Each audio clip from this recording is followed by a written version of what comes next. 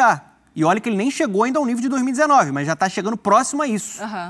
Então, assim, eu acho que seria mais até justo a gente, com o Palmeiras, a gente traçar do Abel para cá. Mas o Palmeiras é superior ao Abel. E a gente está falando de um contexto histórico de dois times que têm dominado. A gente volta no tempo 10 anos? Não. 10 anos, aí o Cruzeiro foi campeão em 13, 14, o Corinthians foi campeão em 15 e 17. Se eu não me engano, cá... só para ser honesta com o número, o retrospecto do Allianz como um todo tem 2 vitórias do Palmeiras, 2 do Flamengo e aí os 3 ou 4 empates, se eu não me engano. Mas aí o Palmeiras, num geral, no estádio, ele equilibra esse número de vitórias também. A gente está falando de disputas duríssimas. O Flamengo incomoda o Palmeiras demais quando joga em casa. O Palmeiras também incomoda o Flamengo quando joga no Maracanã. A gente está falando de 2 times que, por mais que contratou, não contratou, perdeu técnico, não perdeu, tal... Você imediatamente copia e cola a sua opinião do ano passado. Quem são os favoritos? Palmeiras e Flamengo. Aí depois você para pensar. Pode ser que tenha ali o Atlético 2021, o Atlético Paranaense, não sei o quê, o Botafogo. Mas imediatamente a sua resposta vai ser Palmeiras e Flamengo. Então as disputas são quentes e é normal que perca e ganhe ponto. Eu tenho uma curiosidade muito grande para esse jogo agora, porque... o momento do Palmeiras é um momento completamente diferente do que a gente viu nos últimos anos. É um Palmeiras com sequências sem vitória, é um Palmeiras com derrotas. É estranho dentro do que a gente conhece do trabalho do Abel e o Palmeiras. E é um Flamengo que se impõe, que quer jogar, que tenta jogar. O Flamengo vai jogar no Allianz, tendo um número grande de posse de bola e colocando o Palmeiras lá para trás, o Palmeiras não se incomoda com isso. O Palmeiras se dá bem... Mas até ajuda, né? Até gosta do jogo mais rápido, de transição direta. Só que sem Rony, sem Zé Rafael no meio, que é o apelido dele é trem, né? Que é uma questão física, que tem uma questão física muito forte para desarme, para imposição de local, tal, do adversário, territorial. Isso mexe com o jogo, sem Rony e sem Zé Rafael. E é um contexto, assim, é um grande duelo, um grande confronto, né, dona? Mas também num contexto diferente do que a gente tem visto. Não é necessariamente numa fase decisiva, não é necessariamente o líder contra o vice-líder, não é valendo uma taça ou valendo uma classificação, que tem sido os contextos que a gente encontra Palmeiras e Flamengo. Pode ser uma prévia do que vai acontecer daqui pra frente. Pro campeonato ou pros dois? Pros dois. Pros dois? Acho que pros dois, pra sequência dos 2 clubes na temporada... Eu acho que, por exemplo, a gente está falando de um contexto de fato raro dentro do Palmeiras de Abel Ferreira. É o pior momento, talvez, ali? Já teve sequências até maiores, né? Piores, né? Do que a gente está vendo agora. Mas a gente está falando agora das últimas 5 partidas, perdeu 3, só ganhou 1. Né? E empatou outro jogo. É uma situação um pouco complicada. O Palmeiras tem sentido falta, de fato, de jogadores importantes. O Zé Rafael é fundamental para a engrenagem funcionar. Porque ele é um trunfo. Ou ele joga de primeiro, ou ele joga de segundo, ele marca muito bem, ele é um competidor nato, ele tem qualidade para ditar ritmo. E aí, quando ele tem a bola, ele já foi 10, exatamente, ele sabe jogar. Exatamente. Eu acho que o Abel tem um elenco mais curto, isso está batendo na porta, está dando para ver que não é tão fácil assim administrar. E, do outro lado, você tem um Flamengo que está crescendo coletivamente. Aos poucos, a gente vê um time entendendo o que o São Paulo enxerga e quer de futebol. E aí, quando você não tem um Gabigol, você tem um Pedro. Você tem o Bruno Henrique voltando, que tá jogando a barbaridade já. E olha que ele nem chegou ainda ao nível de 2019, mas já tá chegando próximo a isso. Então, assim, eu acho que o Flamengo chega em um momento positivo, só que o Palmeiras gosta de situações assim, da adversidade para crescer. Eu acho que o Abel deve estar trabalhando muito isso internamente para virar a chave. A gente está falando, você falou sobre isso, o Márcio falou, é o grande confronto hoje do continente até para mim. Não estou falando de rivalidade, né? Você tem um River e Boca. Estou falando assim, é o confronto de 2 projetos poderosos. De 2 clubes que, à sua maneira, diferentes, conseguiram crescer financeiramente e na forte administrativa para chegar nesse ponto. Então, assim, é a principal rivalidade hoje entre estadual do futebol brasileiro, né? O torcedor hoje do Flamengo, com todo respeito aos rivais cariocas, ele se importa muito mais com o Palmeiras do que com os rivais. Até porque ele encontra o Palmeiras em situações que são definitivas. Tipo uma final de Libertadores. Um negócio desse tamanho. Supercopa, né? Ô, Nicolete, esse era um ponto interessante, né? Porque a gente...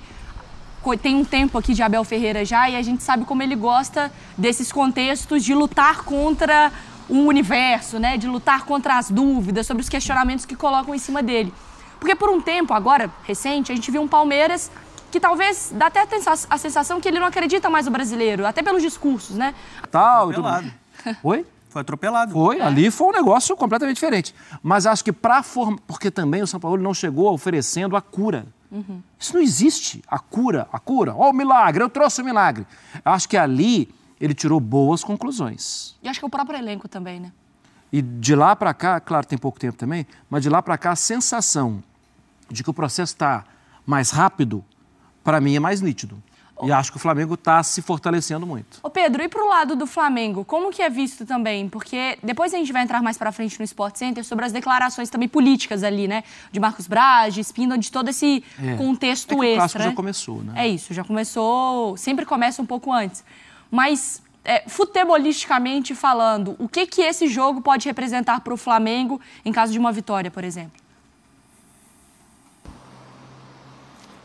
Mário, futebolisticamente é fundamental esse jogo para o Flamengo, porque inegavelmente o Palmeiras é o grande rival esportivo dos últimos tempos, é uma grande chance de você abalar ainda mais essa fase do Palmeiras e, mal ou bem, você pode afastar ainda mais um rival de uma disputa de título brasileiro, né? O Palmeiras aí, muita gente falando que o Palmeiras já está deixando um pouco o brasileiro de lado. No Flamengo não se compra muito essa ideia não, mas ajuda se você deixar ainda mais matematicamente o Palmeiras mais afastado dessa disputa de título brasileiro. Você tentar se aproximar do Botafogo e ao mesmo tempo afastar o Palmeiras. Falava-se muito isso ali depois do jogo contra o Atlético Paranaense, que era uma grande chance de você enfrentar o Palmeiras e aí conseguir segurar ele um pouco mais na tabela e subir em relação ao Botafogo. Então tem essa expectativa, há um frisson assim quando você fala de um duelo contra o Palmeiras hoje em dia. O Palmeiras não vive seu melhor momento? Não vive o seu melhor momento, mas claro que mexe ali dentro e todo mundo sabe que é um jogo muito importante, muito chave, até porque você tem um Palmeiras ainda na Copa do Brasil, você tem um Palmeiras ainda também na Libertadores, muito forte, então são duelos que podem se repetir mais à frente. Você abalar até mentalmente o rival na temporada com um duelo desse, de repente vencendo lá no Allianz Parque, seria muito importante. Então está todo mundo com essa ideia na cabeça e até por isso vendo o São Paulo, qual vai ser essa estratégia de jogo para essa partida de amanhã. Se a gente fala de um Palmeiras, né, Donan, que gosta de, às vezes, não que gosta, né, mas que ele usa desses momentos de questionamento e de desconfiança. O Abel gosta de trabalhar essa parte mental do elenco e fazer a equipe crescer. Do outro lado também tem um Flamengo que adora aproveitar a oportunidade para provocar, para chamar a responsabilidade para ele e dar um recado. Acho que o Flamengo gosta de dar recados, né? Então tem um embate interessante de narrativas, assim, né? Interessante, e acho que até esse discurso do Palmeiras, ele se alimenta internamente e virou até um discurso acima do Abel. Institucional. Uhum. Então, eu imagino um Palmeiras muito focado para dar uma resposta amanhã, né, no Allianz. Uma atmosfera complicada para o Flamengo, porque tudo que está acontecendo nos bastidores, né, da questão política, de pressão de arbitragem, isso também vai para a atmosfera. É uma atmosfera complicada. E o principal que o Pedro estava falando, o choque de propostas. Porque o Sampaoli, o time do Sampaoli, a gente já sabe que vai ser um time que vai propor, que vai ter a posse de bola, né, que vai ter esse estilo agressivo. Se a gente for fazer uma comparação com o que o Flamengo viveu no Maracanã, o Atlético, depois que ele faz 1-0, ele abdica do jogo. O Atlético foi amassado. Ele abdicou do jogo. Ele não tinha nenhum contra-ataque, principalmente no segundo tempo.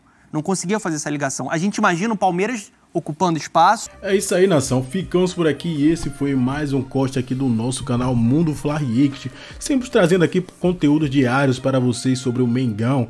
Peço a vocês que nos ajudem a trazer conteúdos diários, deixando seu like, se inscrevendo aqui no nosso canal, ativando o sininho das notificações e também compartilha aí nossos vídeos com seus amigos. Irei deixar aqui na descrição desse vídeo o link do canal oficial aqui no YouTube da ESPN Brasil do Grupo Disney. E aí? Qual será o placar do jogo de amanhã? clássico aí, para mim hoje é o maior rival do Flamengo, Palmeiras aí. E o Flamengo tem números ótimos aí no Allianz Parque, muito superior.